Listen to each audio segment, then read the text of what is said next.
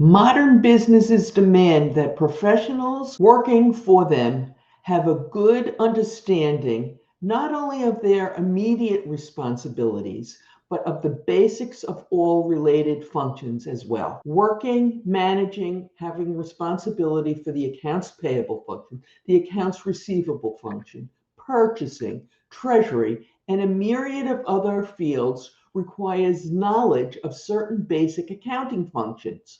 We'll take a look at some of them, but first, let's start with some basic information to make sure we are all on the same page. So let's start with a definition. What is accounting? What are we talking about? Accounting is a process of recording, organizing, understanding, and reporting on and analyzing financial data. Now, let's break this down into the three main parts. Part number one, recording the transaction. Part number two, reporting the data on key financial statements. And part number three, analyzing the data. What is the general ledger? The general ledger accounts contain all debit and credit transactions affecting them. In addition, they include detailed information about each transaction, such as date, description, amount, and may also include some descriptive information on what that transaction is or was. It's where transactions are recorded along with detailed information that can be used to create a balance sheet to report on the company's financial position. Are you enjoying this? Hit the like button and watch it dance.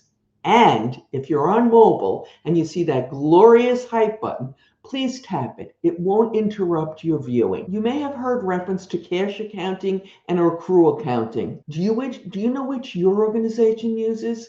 If so, let us know in the comments below. What's the difference between cash and accrual accounting? The difference between cash and accrual basis accounting comes down to timing. When do you record revenues and when do you record expenses? If you do it when you pay an invoice or receive money in, it's cash basis accounting. If you do it when you receive an invoice or create an invoice, it's accrual basis accounting. And if you work in either accounts payable or accounts receivable, you will need to understand accruals. Accrual accounting is a far more powerful tool for managing a business. But, and this is a big but, cash accounting comes into play when managing the day-to-day operation. What is cash basis accounting? Businesses that use cash basis accounting recognize income and expenses only when it actually changes hands, when the money actually changes hands. They don't count sent invoices as income, and they don't count bills as expenses until they've actually gone forward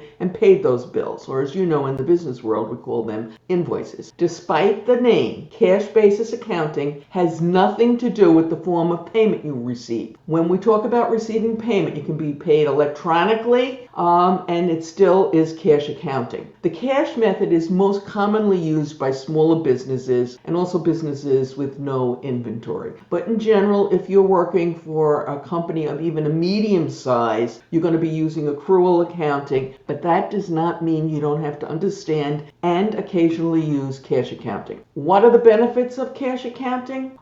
First of all, it's simple, okay? And that's always a big plus, at least in my book. And it shows exactly how much money you have on hand. It's also critical in periods where organizations might have really tight cash flow or in an off season for a seasonal business that does not have adequate cash cushion. What are the downsides of cash accounting? To be honest, it's not really accurate for the long term. It could show you as profitable just because you haven't paid your bills yet. Many will have worked in organizations that window dress financial statements at the end of the fiscal year by either paying every single invoice on hand or not paying invoices that should be paid the last few weeks or longer of that fiscal period. What is accrual basis accounting? Businesses that use accrual accounting recognize income as soon as they create that invoice for a customer, and They also recognize that expense, if you will, when an invoice is received. It's recognized as an expense even though payment won't be made for some period of days, usually 30 days or longer. What are the benefits of accrual accounting? You actually have a more accurate picture of the business performance and your finances, and you can make financial decisions, especially long-term financial decisions, with far more confidence. What are the downsides?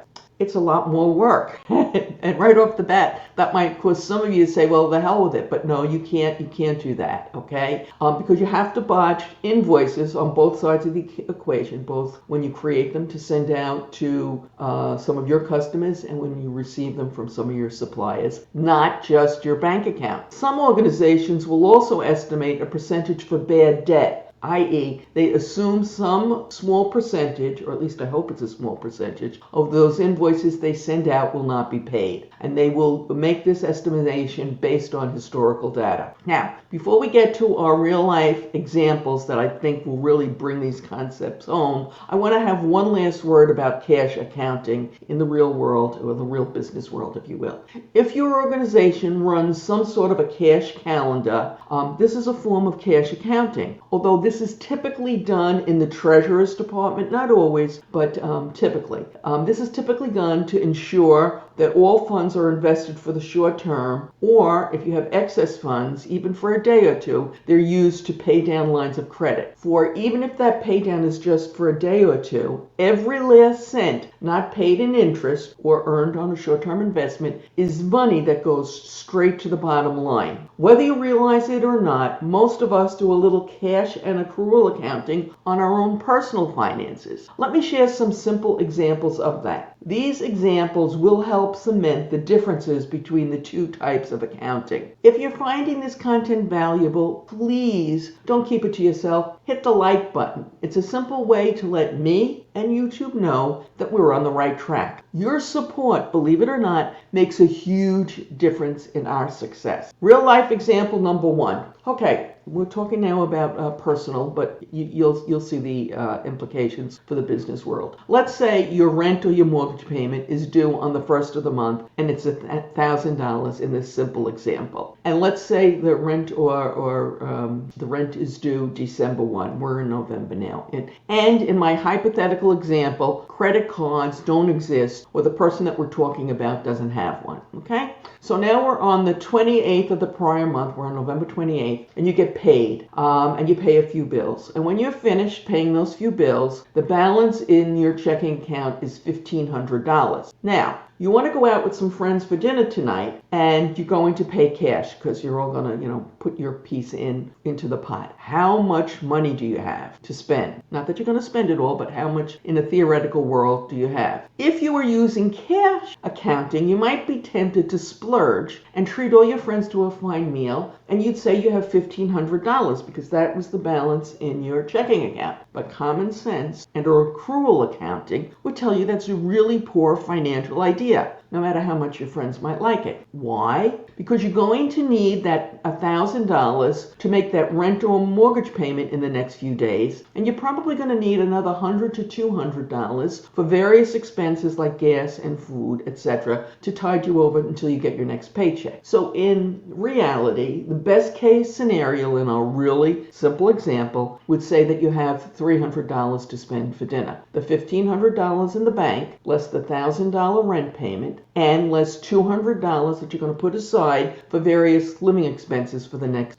few weeks. And if you're cautious, probably less because you want to have some cushion left for emergencies. Okay, so your $1,500 less your $1,000 less your $200. Okay, moving right along. Remember, no credit cards. Let's say you are expecting a bonus, and after taxes, that bonus will be in the neighborhood of $50,000. I know, from my lips to God's ears, but this is our little example. And the funds will be in your account on December 15th. Knowing that this big bonus is coming, you go out looking for a car, and you go out, it's December 5th. Now let's take a look at your finances. You've made that mortgage payment we discussed earlier. You spent $100 on that dinner on November 28th that we talked about, and you've just gone grocery shopping and filled up your tank with gas. So that $200 you had estimated allocated for expenses is all gone. What you have now is $200 left sitting in your account, your bank account. The $1,500 less the $1,000 less the $200 for gas and groceries and the $100 for that nice dinner with your friend. Okay, you find your dream car for $35,000. Good news, you can afford it because you know the $50,000 is coming. That's accrual accounting. But for a cash basis, right now, all you have in your bank account is $200. So cash basis, you have $200. Accrual basis, you have $50,200. Can you buy it? Yes, but only if you can pay for it after December 15th. Accrual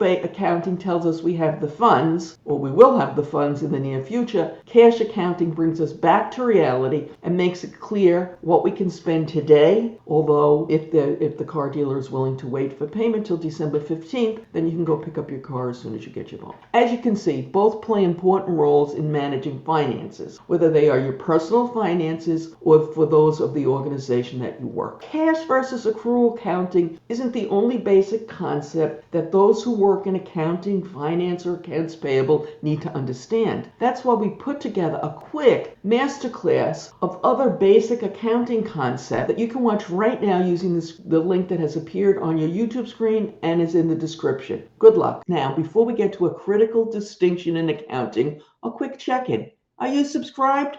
If not, let's fix that. Hit the subscribe button to stay ahead of the curve, sharpen your strategy, and maybe even look smarter in meeting. Your future self will thank you. Now that you've got these concepts under your belt, don't stop. Click on the link that has appeared on your YouTube screen and is in the description. We've got another short discussion on slightly more advanced accounting topics related to your function. Watching it will deepen your understanding of these all-important concepts and maybe help you get promoted. Good luck.